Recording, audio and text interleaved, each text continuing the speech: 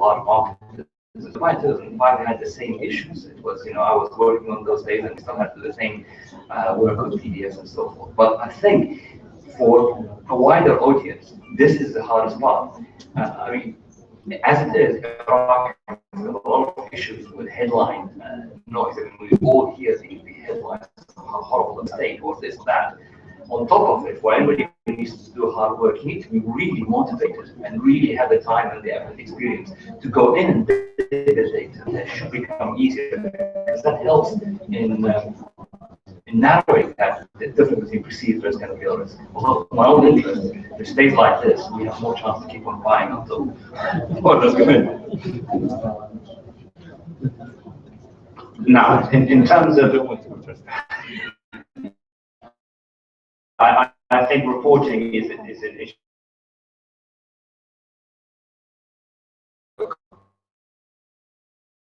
Well, I think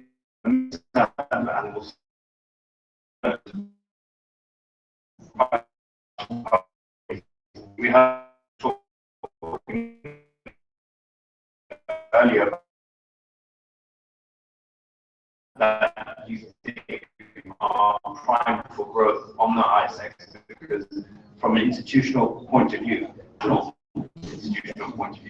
there are a select group of companies that are very well known. General liquidity of it expand the investable securities from the ISX itself. So where do you see that growth coming from? Which sectors and which you mentioned TBI as an example. I mean, do you have any other examples? Well, the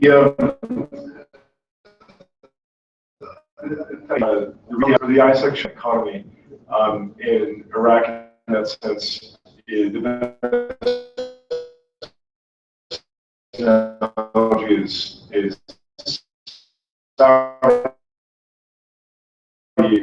since the oil is foreign investors, and you look at I've got the consumer goods companies coming in. I think the low-hanging fruit, the easiest and highest impact place to be sure. I mean, every reason why that can't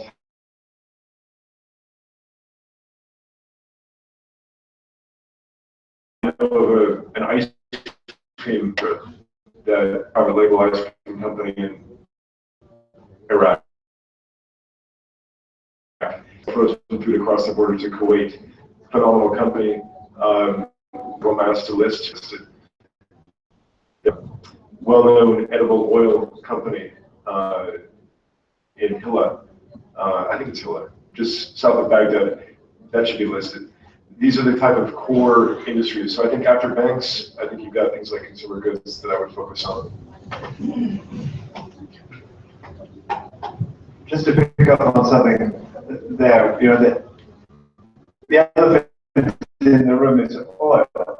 Oil is the driver of Iraq's economy. We know that, and to gain through the and will be not available for private participation. But there's no reason why other ancillary parts of the oil sector can't also be represented in the ISX. If it is to represent the Iraqi economy, then we have to look at energy, oil and gas. In terms of the private companies, I'm curious to hear from the panel's point of view. Feel free, either Alison or Mark, to jump in. Why are they not listing? I mean, what is impeding them? The regulations that are missing? Is it just the lack of an equity story or understanding? I mean, what can be done to encourage them to list? Well, this is a problem that we've seen in a lot of other markets as well, particularly in sub-Saharan Africa. There's a great deal of investor interest in kind of accessing the consumer growth story in Africa, but the companies themselves don't seem to have much interest in listing.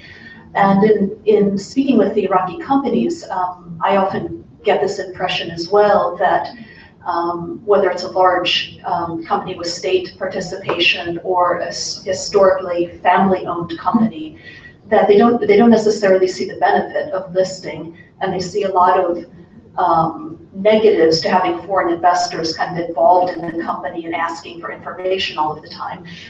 So you kind of you have a situation where they say, well, we don't need to raise capital this way. Either we finance ourselves through internal cash generation, or we'll go to the local bank where we've been going for years. The stock exchange listing is expensive, it's complicated. And then we have to answer a lot of questions of investors calling us that maybe compromises us in competition with other companies. So I think there's maybe just a fundamental lack of drivers for local companies. I mean, in terms of management issues in general negativity towards foreign institutional investors, that's a general characteristic within frontier markets. I wouldn't say that's just for Iraq individually. That's very common across the globe in the frontier industry, whether you're in Latin America or whether you're in Iraq. I think that's a common issue. But having said that, there are some countries that have warmed up quite openly. I mean, you take Pakistan, for example, that's had a very large influx of foreign investment over the past few years. And the question I want to extend to Mark here is this a cultural issue? Is this just a management issue? Is this something that can be changed in the coming years? Or do you see this as really an educational platform, a training program that will need to be led in Iraq? Yeah, I think the educational part of it might be important because I think a lot of the families that own businesses, I think they may have a fear of loss of control if their company is listed. But if you look at family-owned listed companies in East Asia, you see that there's no loss of control, even in cases where the family has really a rather small percentage of the listed of the equity. Number one, there's really no loss of control issue cases, it seems to me, in developing markets. And number two, I think that they don't realize the huge value that it adds to them personally to have shares that are liquidly traded so that they can easily take money out of their company by selling it in the secondary market. I think that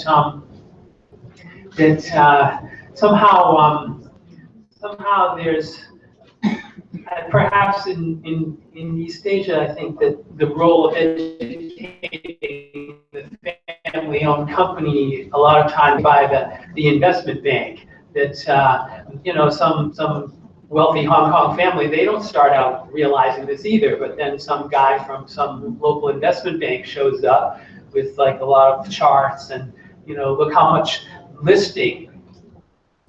more this company is worth after it lists. They look at that, they go, maybe that's right. And then there's some young kid there that has just gotten back from school in the States. He says, yeah, Dad, that's right. It should be done that way. And then the whole thing, I think, I don't think it's a huge, it doesn't really require genius to understand why you want to list your company. It's just that there needs to be a catalyst for getting people to make this realization. So I bet that the educational part of it is key. Ahmed, I hear you murmuring next to me. I want to see, clearly you have. I think Mark was saying pretty much the most important points. I remember taking part in another presentation that we had with Frontier Exchange when there was talking about how you teach family businesses to begin to introduce sort of systems and so forth. But definitely it is a very, very important thing, that whole concept of you don't lose control of anything, by the way. It actually is a means of enhancing wealth. And there are other benefits that people don't realize instantly. For example, a well-managed company with very liquid shares can use the shares as a currency to buy other companies. I mean, that's a concept that people have not seen in the developed world and in our part of the world. So they don't really see that. Also, they don't really see the value of, let's say, when new partners come in. One of the first things people look at a company is they look at their website, then they look at where they're listed and how they're listed and what kind of information is available. And that helps them have more business with other industries. I think the benefits there are massive, but also obviously the challenges are high because these companies initially raised cash through the traditional means of Western firms, where we've had that experience of the whole ecosystem of the capital markets. You start with the VC, then you go to PE fund, then you go to public funds. You don't have that, so it's a sort of chicken and egg, but also time. I would like to go back to the consumer growth story, really, as well as the general growth story within Iraq. Zad, you mentioned that there's no Iraqi oil companies, and we have the issue with private companies. Overview that few years, the growth story in Iraq, and the general and macro. I mean, to the fact that Iraq has seen per capita GDP triple in the last 10 years, at least. We've seen huge increases in oil production. So we all know about the structural problems in the market. We all know about the security and political instability that we read about in the paper. But the macro picture actually has lots of things to be happy about, and we shouldn't lose sight of that. We look at investment thesis. We look at the energy sector, as I mentioned, all the services, field services, manpower, recruitment, training, even things like catering, like all great backing companies.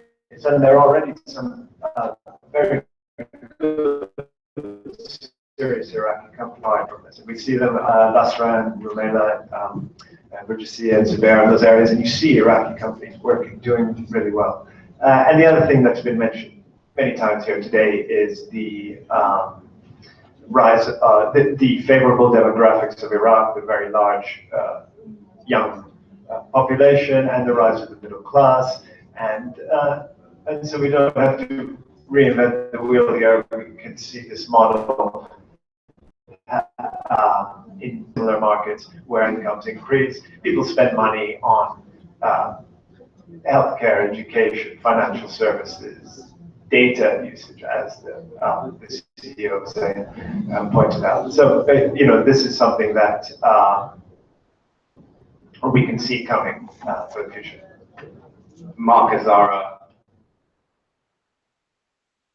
Doctor of Economics. I'd like your view on the Iraq story in the coming years, and maybe if you could expand on Sam's point.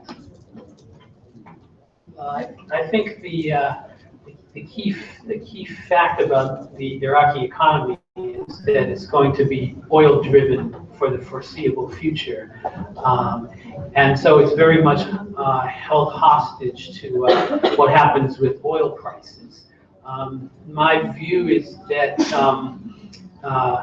sometime in the next 3 to 5 years, we're going to see another bull market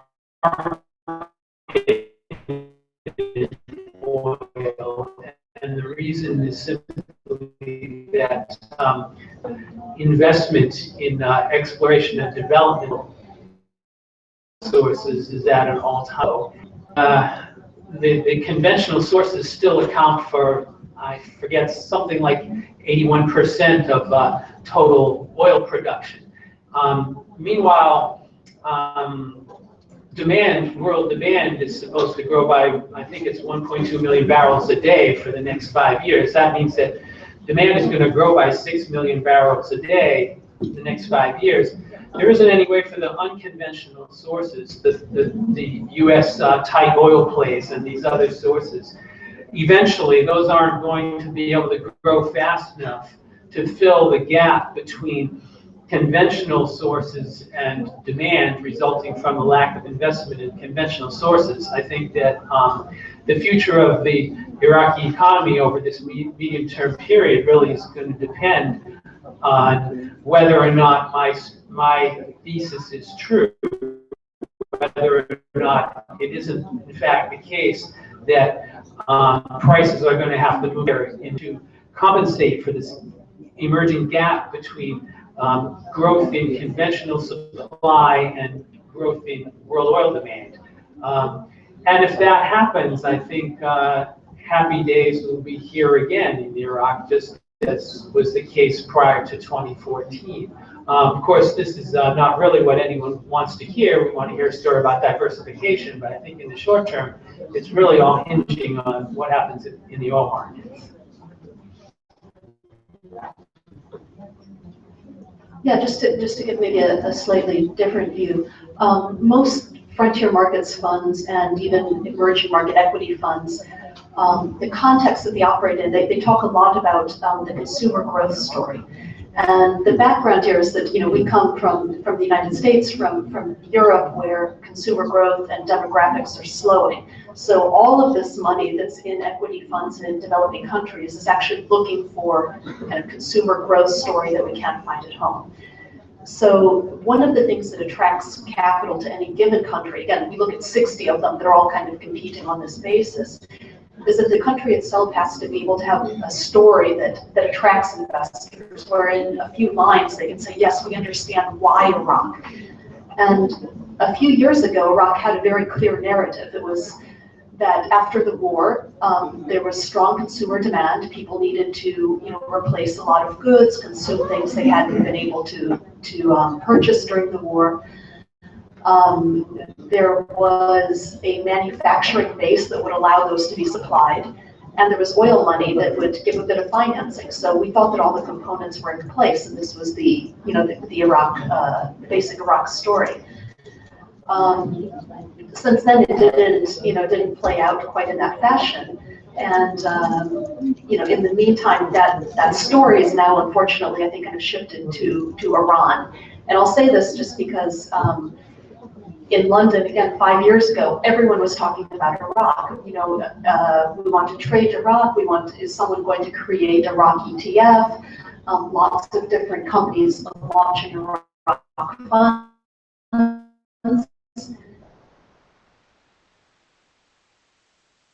That's exciting to a different country.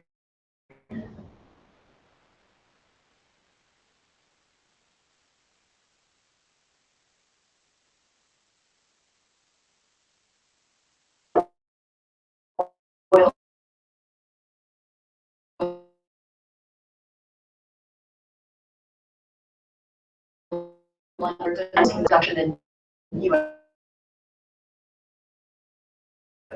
What was clear to me was all new people sort of end up, the idea seems so compelling here, and then you go out and you read the story and you say, this happened, this happened, that everywhere else matter is that here. But being a very early market, it never happened in a straight line. One of the things that when I was working with Jawad on Iraq, I was looking at the same IPO and we were talking to frontier funds and all that kind of stuff. But what I saw is, yes, there was money into Iraq, but also there was a lot of sort of love story with Iraq in the sense of, you know, you look at this or look at the banks, my lord, their ratings from capital, you know, deposit base is growing, loans are growing and so on. The question is, yes, it was growing, but there were all one cases. I think in my mind, anything, you know, the Iraq story is compelling. It's just as compelling as was before, but I think sometimes we need to be clear on the challenges, because for investors to expect these returns that they saw in Russia in 2 or 3 years, it's just not possible. Yeah, if I can just jump in, it's a great point. I didn't mention this but there was a slide that shows some of these subsidiaries in these other emerging markets to give you a sense of the time you need to wait, and the fact that this is a process that's going to play out over many years. In Unilever Indonesia, after 7 years, you invested year one. After 7 years, you lost money, you were down. So 7 brutal years. But then over the next 8 years, you made 93 times your money. And so these things take time to play out. Iraq is playing out, it's developing. I don't feel like we're losing ground in Iraq at all. Our fund continues to increase our exposure to the country, but we still need to keep up with the forward progress through more listings. So. And let me just say that events like this one, this is a very good idea for having it very well organized. And let us do it in other places, including in Iraq, but also outside issues of visas and costs. But I'm sure that the international investors sitting here would be happy to help. On that note, Grant, about you're increasing your exposure, I'm wondering, and this is to the entire panel, what do you look for in a typical Iraqi stock? What are your investment metrics? Well, for us, we're value investors. Obviously, Iraq. You can't be in Iraq if you're not a value investor. It's the cheapest market in the world. But for us, I think the biggest metric that we look for is management. We have to be able to trust management because as a foreign investor, if management wants to be a bad act, leverage against them is minimal. And so if the management team is a team we can trust, then we look at the more traditional metrics, so leverage, pricing power, things like that. Yeah, I think it's pretty much exactly what Grant said. And in fact, when we started, we hadn't actually even visited Iraq at all. So all we really knew was the name. We just sort of bought all the ones that were liquid enough to buy. So initially, I don't know if you could describe this as a strategy. It's kind of like one of these fish that open its mouth and just come along.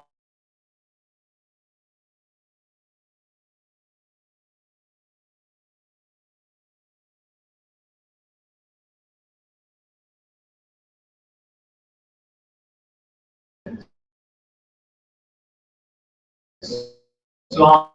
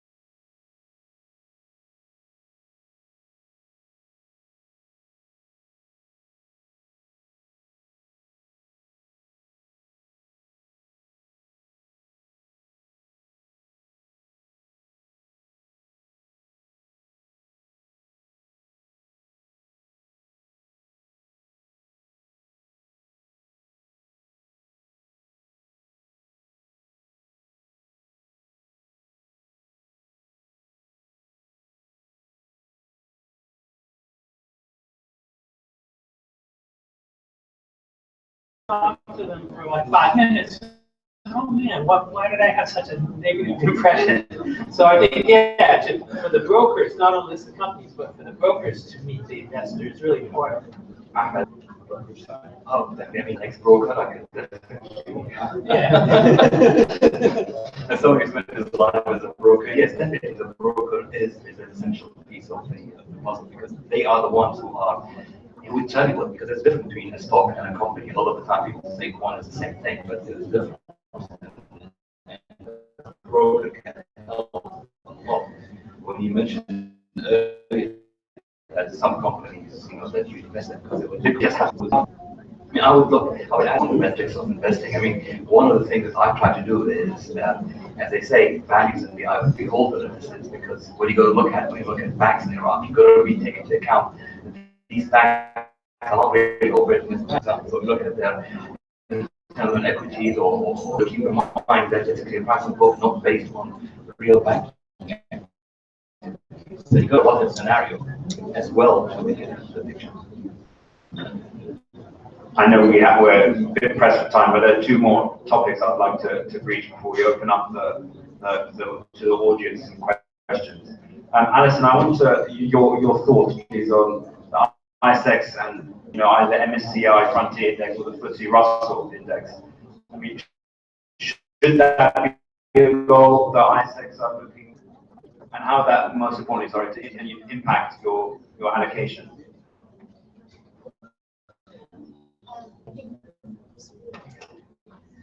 I think Iraq attempting to become part of the international indices is an important thing, mainly because nowadays ever more capital is becoming kind of benchmarked capital. So I think those of us who can kind of freely allocate to what we think is interesting is becoming kind of a smaller pool, whereas companies that follow the benchmark, track the benchmark, is becoming an ever larger pool of capital. And most of them have a mandate to do exactly that. So if you're in that index inclusion, a lot about kind of basic reform issues of global custodian, T+2 trading, etc. Becoming part of the index, I think, is another step beyond that, in that you have to have a certain minimum number of companies trading minimum volume with no restrictions, no repatriations. And it did implement some of the basic reforms we've talked about. A lot of the companies would actually, before becoming part of the index, I think it's something that's quite worthy of keeping. Any other of the panelists have anything to add on the classification? I would say being part of it is definitely a great idea and a wonderful thing, but given Iraq's size, for example, you'll be point oh. So in a sense, I mean, I think it's a great thing, but also it doesn't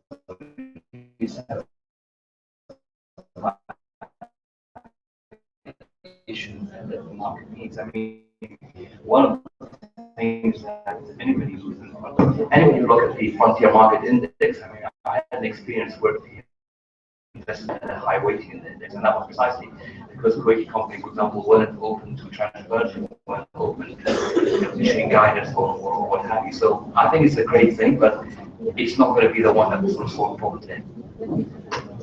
And I think the last topic before we open the floor is really about the private equity story in Iraq. I know, Ahmed, you've mentioned to me you have in Baghdad, the equivalent to Deliveroo, food delivery companies, Amazon-esque type companies that are growing rapidly in a difficult environment. Where do you see the private equity opportunity? Is there a private equity story at the moment? I think all of us who travel to Iraq this evening, yes, there is enormous opportunity. But I think the challenges is the same thing in the market as it is Iraq. We have main issues of how do we attract foreigners to Iraq, and that comes into multiple issues.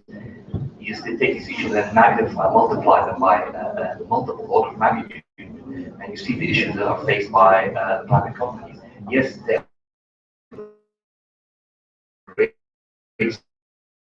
there's a lot of, before you get foreign capital, i.e. investor rights, regulations. Right now, with anything on the exchange, when we don't like we come with private companies or exercising your rights and so forth. But the companies are growing. Iraq is a proof of human ingenuity. Tons of companies doing wonderful stuff that people don't know about. I mean, one of the companies that people don't, I mean, we all know, for example, Butler soft drinks, but there's a company that produces the bottles that go into Butler soft drinks, and that's a phenomenal company. And yet they have no access to foreign capital. So yes, Iraq has got tons of cases, but the challenges are massive. Anyone to add on the private equity story within Iraq?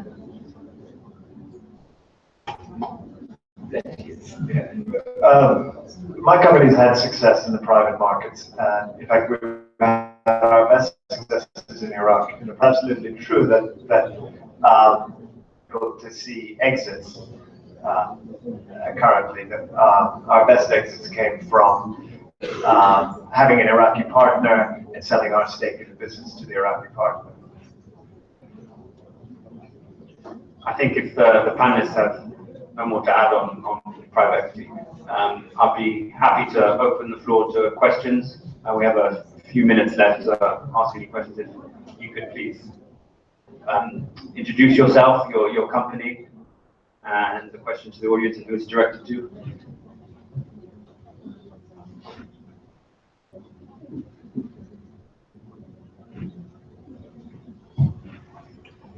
Hi, my name is Khalid Abdelmajid, and I manage a MENA fund at a company called MENA Capital.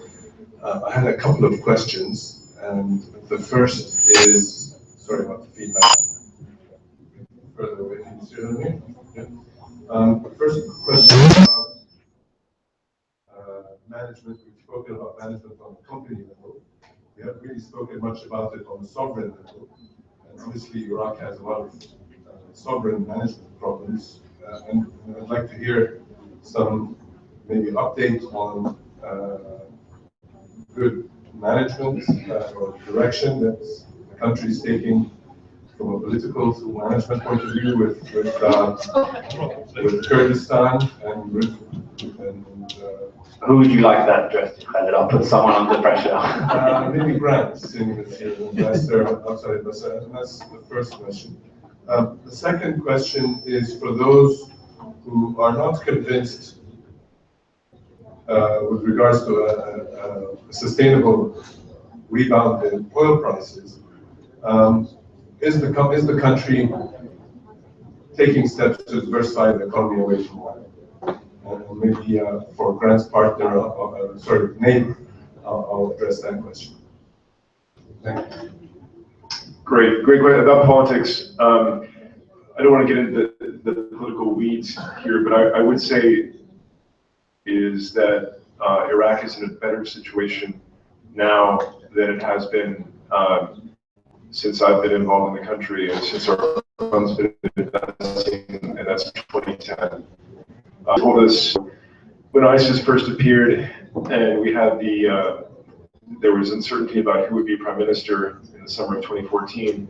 If you had told me that at this point now in 2017, ISIS would be on its heels, about to leave the country, and that we would have a new prime minister who is doing extraordinary things to try to liberalize the economy and ride the dragon that is Iraqi politics, I would have said that's not realistic, but here we are, right? And so I think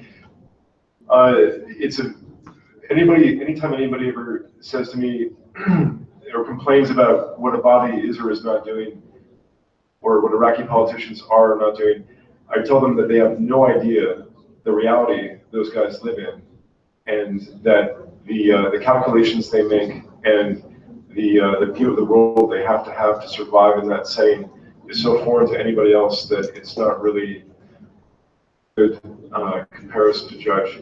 But generally, I think Abadi's doing a great job. We're quite pleased with it, and hope it continues. Any reconciliation with the Kurds in terms of integrating the country budget? Yeah, that's good. I think that's going to be a perennial issue. I think referendum allegedly coming down the pike on independence. I personally, I'm sympathetic to the Kurdish idea. I'm uncertain how they survive economically as an independent state, and so I don't see how they can survive economically without Baghdad support.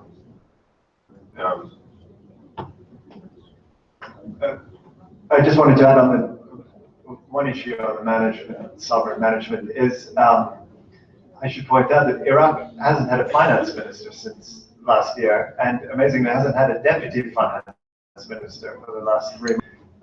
Why that's amazing is that Iraq's about to start a roadshow. The finance minister of Iraq is about to start a roadshow to meet international investors to sell $1 billion worth of bonds, and the finance ministry has no leadership. So I know it's not under the control of anybody in this room, but if you're Iraqi, I urge you to contact your party's members of parliament and tell them, please get Yeah, finance minister. There's a co-finance minister, right? He's Minister of Finance and Education, I think.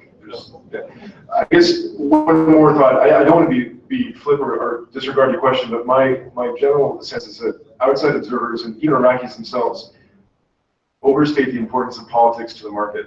And I think this is not unique to Iraq. I think it's true throughout history. I mean, look at Greece in the 1960s. After a military coup, they had an epic bull run, right? You would never have anticipated that.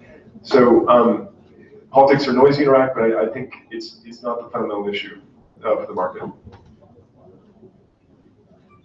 I think we have time for one more question. There was the second question. How about the diversification? And then after that, we'll have Taha's question and then go forward. I guess my answer on diversification is a brief one. I don't really see that very much progress is being made in the area of diversification, and but I'm not even all that sure exactly what state intervention exactly it would be that would bring about the diversification. There are clear areas in the non-oil sector where Iraq enjoys comparative advantage. Things like, for example, medical tourism is something that could work, I think. The cement industry in Kurdistan is a notable success story. Tourism is a sector. Service sectors, non-tradable sectors are diversification. But they've been discussing sectors since 2003. I'm not really sure that there's any particular progress being made in this direction. Okay, in that case, Ahmed, you had a point to add on that? Very quickly on that, I agree with Mark on the long-term oil story. I definitely believe in a long-term oil on the same issue of declining supply. But I think on the short term, the fact that oil prices are where they are is more like a blessing for Iraq, because when oil prices are high, it was very easy to go to the same model that everybody in the GCC did to back the wealth and basically rent your economy. Right now, what you're seeing taking place, at least on the electricity generation side and distribution, is that the government needs to raise revenues. They need to pay for stuff. They need to create services. They don't have any revenue, so they are being forced to go. Personally, I would like to see oil prices stay between 50 and 55 for at least a couple of years to make something like that sustainable. But it is happening in Iran. I mean, necessity is the mother of invention, and that's exactly what's taking place. Well, if you'll offer a round of applause, please, and thank our audience, Grant, Mark, Alison, Ravi, and Matt. That was extremely informative, and thank you, some of you have flown in from far and wide to this panel. Lunch is now ready. I believe it's at the Mediterranean restaurant just upstairs. So enjoy and see you all tomorrow morning as well.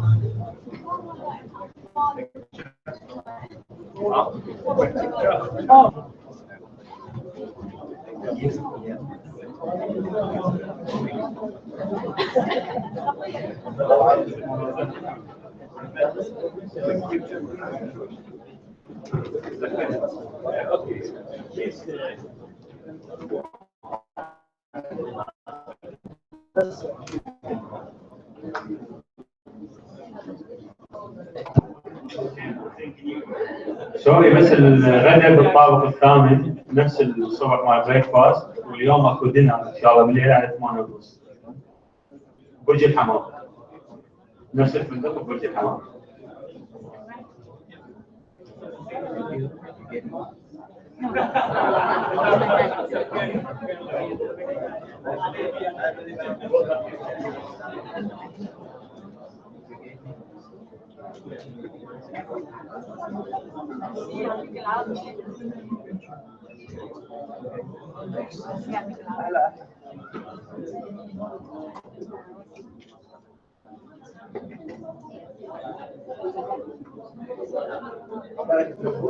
That is